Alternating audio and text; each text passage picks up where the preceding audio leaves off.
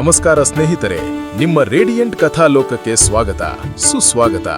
ಇಂದು ನಾನು ನಿಮಗೆ ಅಧಿಕ ಮಾಸದ ಕುರಿತಾದ ಒಂದು ಕಥೆಯನ್ನು ಹೇಳಲು ಬಂದಿದ್ದೇನೆ. ಈ ಕಥೆ ನಿಮಗೆ ಇಷ್ಟವಾದರೆ ಕಥೆಗೆ ಒಂದು ಲೈಕ್ ಕೊಡಿ, ಹಾಗೆ ಶೇರ್ ಮಾಡಿ, ನಮ್ಮ ಚಾನೆಲ್ ಸಬ್ಸ್ಕ್ರೈಬ್ ಮಾಡಿ. ಬನ್ನಿ ಸ್ನೇಹಿತರೆ, ಕಥೆಯನ್ನು ಪ್ರಾರಂಭಿಸೋಣ. ನಮಸ್ಕಾರ. ಹಿಂದೂ ಖಗೋಳ ವಿಜ್ಞಾನ ಮತ್ತು ಪೌರಾಣಿಕ ಕಥೆಗಳ ಅತ್ಯಂತ ಆಳವಾದ ಹಾಗೂ ರೋಚಕವಾದ ಜಗತ್ತಿಗೆ ಸ್ವಾಗತ. ಕಾಲಚಕ್ರದ ರಹಸ್ಯಗಳನ್ನ ಮತ್ತು ಕರ್ಮದ ನಿಖರವಾದ ನಿಯಮಗಳನ್ನ ಬಿಚ್ಚಿಡುವ ಒಂದು ಅದ್ಭುತವಾದ ಪ್ರಯಾಣವನ್ನ ಇವತ್ತು ಆರಂಭಿಸ್ತಾ ಇದ್ದೇವೆ.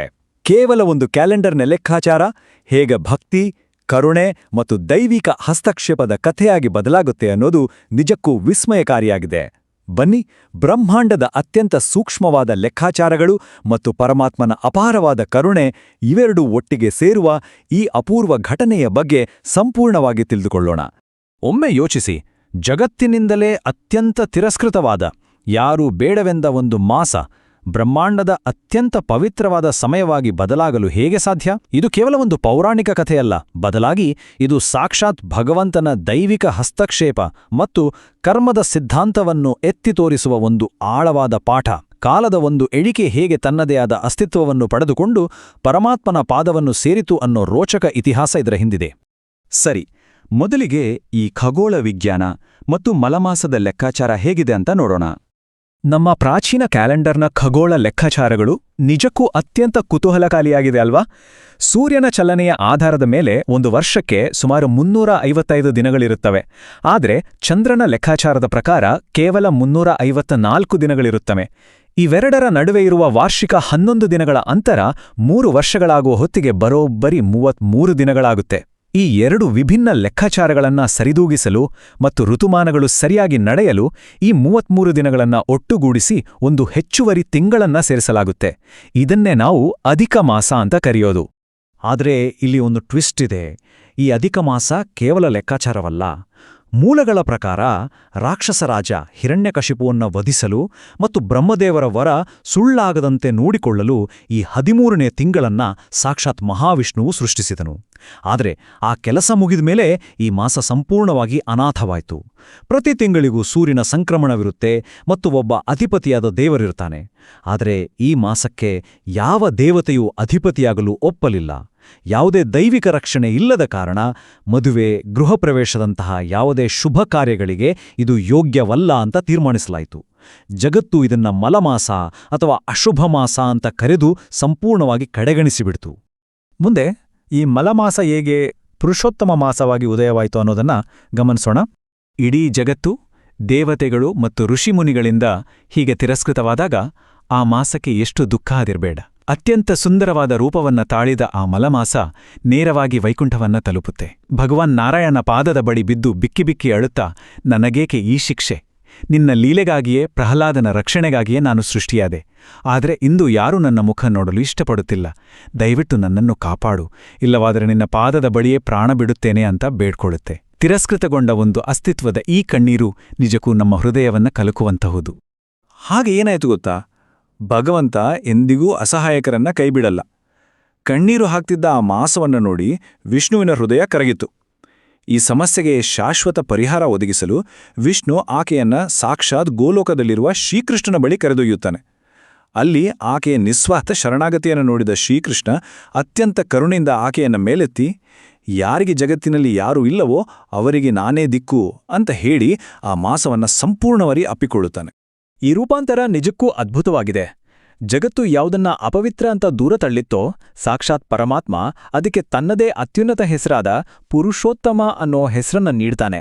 ಕೇವಲ ಹೆಸರನ್ನು ನೀಡುವುದಷ್ಟೇ ಅಲ್ಲ, ತನ್ನ ಗುಣ, ಕೀರ್ತಿ ಮತ್ತು ಐಶ್ವರ್ಯಗಳನ್ನ ಆ ಮಾಸಕ್ಕೆ ಧಾರೆ ಎರೆದು ಇತರ ಎಲ್ಲ ಮಾಸಗಳಿಗಿಂತಲೂ ಇದು ತನಗೆ ಅತ್ಯಂತ ಪ್ರಿಯವಾದ ಮಾಸ ಅಂತ ಶ್ರೀಕೃಷ್ಣನೇ ಘೋಷಿಸ್ತಾನೆ. ಈಗ ಸ್ವಲ್ಪ ಗಮನವಿಟ್ಟು ಕೇಳಿ. ದ್ರೌಪದಿಯ ಪೂರ್ವಜನ್ಮದ ರಹಸ್ಯ ಮತ್ತು ಕರ್ಮದ ಆಟದ ಬಗ್ಗೆ ತಿಳಿಯೋಣ. ಪೂರ್ವಜನ್ಮದಲ್ಲಿ ದ್ರೌಪದಿ ಮೇಧಾವಿ ಅನ್ನೋ ಬ್ರಾಹ್ಮಣ ಋಷಿಯ ಪುತ್ರಿಯಾಗಿದ್ಲು. ಚಿಕ್ಕ ವಯಸ್ಸಿನಲ್ಲೇ ಆಕೆ ತಾಯಿ ತೀರ್ಕೊಂಡ್ರು. ಮದುವೆಗೂ ಮುನ್ನವೇ ತಂದೆಯೂ ಮರಣ ಹೊಂದಿದ್ರು. ಸಂಪೂರ್ಣ ಅನಾಥಳಾಗಿ ಒಂಟಿಯಾಗಿ ದುಃಖಿಸ್ತಿದ್ದಾಕೆಯ ಆಶ್ರಮಕ್ಕೆ ಒಮ್ಮೆ ಮಹರ್ಷಿ ದುರ್ವಾಸರು ಬರ್ತಾರೆ. ಆಕೆಯ ದಯನೀಯ ಸ್ಥಿತಿ ನೋಡಿ ಕರುಣೆ ತೋರಿದ ದುರ್ವಾಸರು ಮುಂಬರುವ ಪುರುಷೋತ್ತಮ ಮಾಸದಲ್ಲಿ ಭಕ್ತಿಯಿಂದ ವ್ರತವನ್ನ ಆಚರಿಸುವಂತೆ ಆಕೆಗೆ ಮಾರ್ಗದರ್ಶನ ನೀಡ್ತಾರೆ. ಆದರೆ ಇದು ಅತ್ಯಂತ ಅದ್ಭುತವಾಗಿ ವಿವರಿಸುತ್ತೆ. ಅಹಂಕಾರ ಮತ್ತು ಅಜ್ಞಾನ ವಿನಾಶಕ್ಕೆ ಹೇಗೆ ಕಾರಣ ಆಗುತ್ತೆ ಅನ್ನೋದನ್ನ. ದುರ್ವಾಸರ ಹಿತನುಡಿಯನ್ನ ಕೇಳಿದ ಆ ಯುವತಿ, ನೀವು ಸುಳ್ಳು ಹೇಳ್ತಿದ್ದೀರಾ, ಇದು ಕೇವಲ ಮಲಮಾಸ, ಜಗತ್ತಿನ ಅತ್ಯಂತ ಅಶುಭ ಮಾಸ, ಇದು ಕಾರ್ತಿಕ ಅಥವಾ ವೈಶಾಖಕ್ಕಿಂತ ಶ್ರೇಷ್ಠ ಆಗೋಕೆ ಹೇಗ್ ಸಾಧ್ಯ ಅಂತ ಆ ದೈವಿಕ ಮಾಸವನ್ನೇ ಅವಮಾನಿಸ್ತಾಳೆ. ದುರ್ವಾಸ ಮುನಿಗಳು ಶಾಪ ನೀಡದಿದ್ರೂ ಸಾಕ್ಷಾತ್ ಪುರುಷೋತ್ತಮ ಮಾಸವನ್ನು ನಿಂದಿಸಿದ ಮಹಾಪರಾಧದ ಫಲವಾಗಿ ಆ ಕ್ಷಣವೇ ಆಕೆಯ ಮುಖದ ತೇಜಸ್ಸು, ಸೌಂದರ್ಯ ಮತ್ತು ಸಂಪತ್ತು ಸಂಪೂರ್ಣವಾಗಿ ನಾಶವಾಗುತ್ತೆ. ಇದರ ಮುಂದಿನ ಭಾಗವೇ ಕಠಿಣವಾದ ಕರ್ಮಫಲ ಮತ್ತು 5 ಪತಿಯರ ವರ. ತನ್ನ ತಪ್ಪು ಅರಿವಾದ ಮೇಲೆ ಸೌಂದರ್ಯ ಕಳೆದುಕೊಂಡು ಹತಾಶಳಾದ ಆ ಯುವತಿ ಪರಮಶಿವನನ್ನು ಮೆಚ್ಚಿಸಲು ಬರೋಬ್ಬರಿ 9,000 ವರ್ಷಗಳ ಕಾಲ ಕಠಿಣವಾದ ತಪಸ್ಸನ್ನ ಆಚರಿಸ್ತಾಳೆ. ಬೇಸಿಗೆಯಲ್ಲಿ ಸುಡುವ ಬೆಂಕಿಯ ಮಧ್ಯೆ ಮತ್ತು ಚಳಿಗಾಲದಲ್ಲಿ ಹೆಪ್ಪುಗಟ್ಟುವ ಹಿಮದ ನೀರಿನಲ್ಲಿ ನಿಂಟು ಮಾಡಿದ ಈ ಘೋರ ತಪಸ್ಸಿಗೆ ದೇವತೆಗಳೇ ಬೆಚ್ಚಿಬೀಳ್ತಾರೆ. 9,000 ವರ್ಷಗಳ ತಪಸ್ಸಿಗೆ ಒಲಿದು ಶಿವನು ಪ್ರತ್ಯಕ್ಷನಾದಾಗ ಆ ಯುವತಿ ಆತುರದಿಂದ ಮತ್ತು ಗಾಬರಿಯಿಂದ ನನಗೆ ಪತಿಯನ್ನು ಕರುಣಿಸು ಅಂತ 5 ಬಾರಿ ಕೇಳ್ತಾಳೆ. ಇದರ ಪರಿಣಾಮವಾಗಿ ಶಿವನು ಆಕೆಗೆ 5 ಪತಿಯರು ಸಿಗುವಂತೆ ವರ ನೀಡ್ತಾನೆ. ಆಕೆ ಇಷ್ಟೇ ಬೇಡಿಕೊಂಡ್ರೂ ಆ ವರವನ್ನು ಹಿಂಪಡೆಯಲು ಸಾಧ್ಯವಿಲ್ಲವೆಂದು ಶಿವ ಸ್ಪಷ್ಟಪಡಿಸ್ತಾನೆ. ಏಕೆಂದ್ರೆ ಇದು ಆಕೆ ಪುರುಷೋತ್ತಮ ಮಾಸವನ್ನ ನಿಂದಿಸಿದ ಕರ್ಮದ ನಿಖರವಾದ ಫಲವಾಗಿತ್ತು. ಇದೇ ಕಾರಣದಿಂದಾಗಿ ಆಕೆ ಮುಂದಿನ ಜನ್ಮದಲ್ಲಿ ದ್ರೌಪದಿಯಾಗಿ ಜನಿಸಿ 5 ಪಾಂಡವರನ್ನ ವಿವಾಹವಾಗಿ ಕುರುಸಭೆಯಲ್ಲಿ ಅಷ್ಟು ಭೀಕರವಾದ ಅಪಮಾನವನ್ನು ಎದುರಿಸಬೇಕಾಗಿ ಬಂತು. ಇಲ್ಲಿ ನಾವು 2 ಸ್ಪಷ್ಟವಾದ ದೃಷ್ಟಿಕೋನಗಳನ್ನ ಗಮನಿಸಬಹುದು. ಒಂದು ಕಡೆ ಮೇಧಾವಿ ಋಷಿಯ ಪುತ್ರಿ ತನ್ನ ಅಹಂಕಾರದಿಂದ ಪುರುಷೋತ್ತಮ ಮಾಸವನ್ನ ತಿರಸ್ಕರಿಸಿ ಅನೇಕ ಜನ್ಮಗಳವರೆಗೆ ಸಂಕಟ ಅನುಭವಿಸಿದಳು. ಇನ್ನೊಂದು ಕಡೆ ವನವಾಸದಲ್ಲಿದ್ದಾಗ ಶ್ರೀಕೃಷ್ಣನ ಸಲಹೆಯ ಮೇರೆಗೆ ಪಾಂಡವರು ಅತ್ಯಂತ ವಿನಮ್ರತೆಯಿಂದ, ಸಂಪೂರ್ಣ ಶ್ರದ್ಧೆಯಿಂದ ಇದೇ ಪುರುಷೋತ್ತಮ ಮಾಸದ ವ್ರತವನ್ನ ಆಚರಿಸಿದರು. ಈ ನಿಷ್ಕಲ್ಮಶ ಭಕ್ತಿಯಿಂದಾಗಿಯೇ ಅವರು ತಮ್ಮ ಕಳೆದುಕೊಂಡ ರಾಜ್ಯವನ್ನು ಮತ್ತು ಸಂಪೂರ್ಣ ಐಶ್ವರ್ಯವನ್ನು ಮರಳಿ ಪಡೆಯೋಕೆ ಸಾಧ್ಯವಾಯಿತು. ಇದು ಅಹಂಕಾರ ಮತ್ತು ಶುದ್ಧ ಭಕ್ತಿಯ ನಡುವಿನ ವ್ಯತ್ಯಾಸವನ್ನ ಸ್ಪಷ್ಟಪಡಿಸುತ್ತೆ. ಬನ್ನಿ, ಈಗ ವಿಮೋಚನೆ ಮತ್ತು ಈ ಮಾಸದ ಪವಿತ್ರ ಆಚರಣೆಗಳು ಯಾವುವು ಅಂತ ನೋಡೋಣ. ಮೂಲಗಳ ಪ್ರಕಾರ ಈ 33 ದಿನಗಳು ಕೇವಲ ದೇವರ ಧ್ಯಾನ ಮತ್ತು ಉಪವಾಸಗಳಿಗೆ ಮೀಸಲು. ಪ್ರತಿದಿನ ಬ್ರಹ್ಮಮುಹೂರ್ತದಲ್ಲಿ, ಅಂದರೆ ಸೂರ್ಯ ಹುಟ್ಟುವ ಮುನ್ನವೇ ಎದ್ದು ಸ್ನಾನ ಮಾಡೋದು, ಮನೆಯ ತುಳಸಿಗಿಡದ ಬಳಿ ಶುದ್ಧವಾದ ಹಸುವಿನ ತುಪ್ಪ ಅಥವಾ ಸಾಸಿವೆ ಎಣ್ಣೆಯ ದೀಪ ಹಚ್ಚೋದು ಅತ್ಯಂತ ಶ್ರೇಷ್ಠ. ಇದರ ಜೊತೆಗೆ ಪ್ರತಿಯೊಬ್ಬರೂ ಪ್ರತಿದಿನ ಭಗವದ್ಗೀತೆ 15ನೇ ಅಧ್ಯಾಯ, ಅಂದರೆ ಪುರುಷೋತ್ತಮ ಯೋಗವನ್ನು ಕಡ್ಡಾಯವಾಗಿ ಪಠಿಸಬೇಕು. ಹಾಗೇನೆ ಹರೇ ಕೃಷ್ಣ ಮಹಾಮಂತ್ರ ಅಥವಾ ಓಂ ನಮೋ ಭಗವತೆ ವಾಸುದೇವಾಯ ಅನ್ನೋ ನಾಮಸ್ಮರಣೆ ಮಾಡೋದ್ರಿಂದ ಈ ಸಮಯದಲ್ಲಿ ಅಪಾರವಾದ ಆಧ್ಯಾತ್ಮಿಕ ಶಕ್ತಿ ಲಭಿಸುತ್ತೆ. ಈ ಮಾಸ ಸೂರ್ಯ ಮತ್ತು ಚಂದ್ರರ 33 ದಿನಗಳ ಅಂತರದಿಂದ ಸೃಷ್ಟಿಯಾಗಿರುವುದರಿಂದ ಇಲ್ಲಿ 33 ಅನ್ನೋ ಸಂಖ್ಯೆಗೆ ಬಹಳ ವಿಶೇಷವಾದ ಶಕ್ತಿಯಿದೆ. ಯಾರು ಈ ಪುರುಷೋತ್ತಮ ಮಾಸದಲ್ಲಿ ಗೋಧಿ ಹಿಟ್ಟು ಮತ್ತು ಬೆಲ್ಲದಿಂದ ಮಾಡಿದ 33 ಅಪ್ಪಗಳನ್ನ ಹಿತ್ತಾಳೆ ಅಥವಾ ಕಂಚಿನ ಪಾತ್ರೆಯಲ್ಲಿಟ್ಟು ಅಗತ್ಯವಿರುವವರಿಗೆ ಅಥವಾ ಹಸಿವಿನಿಂದ ಇರುವ ಬಡವರಿಗೆ ದಾನ ಮಾಡ್ತಾರೋ ಅವರ ಜನ್ಮಾಂತರದ ಘೋರ ಪಾಪಗಳು ನಾಶವಾಗ್ತವೆ ಅನ್ನೋದು ಪುರಾಣಗಳಲ್ಲಿ ಸ್ಪಷ್ಟವಾಗಿ ಉಲ್ಲೇಖವಾಗಿದೆ. ಆದರೆ ನಾವೆಲ್ಲರೂ ನೆನ್ಪಿಟ್ಕೊಳ್ಬೇಕಾದ ಅತ್ಯಂತ ಪ್ರಮುಖ ಅಂಶ ಅಂದ್ರೆ ಫಲಾಪೇಕ್ಷೆ ಇಲ್ಲದ ಭಕ್ತಿ. ಸಾಮಾನ್ಯವಾಗಿ ನಾವು ಮಾಡುವ ಪ್ರತಿಯೊಂದು ಕೆಲಸಕ್ಕೂ ಏನಾದರೂ ಪ್ರತಿಫಲ ನಿರೀಕ್ಷಿಸ್ತೇವೆ ಅಲ್ವಾ? ಆದರೆ ಈ ಮಾಸದಲ್ಲಿ ಮಾಡುವ ಪೂಜೆಗೆ ಸಂಪತ್ತು, ಪ್ರಮೋಷನ್ನಂತಹ ಲೌಕಿಕ ಲಾಭಗಳು ಸಿಗೋದಿಲ್ಲ.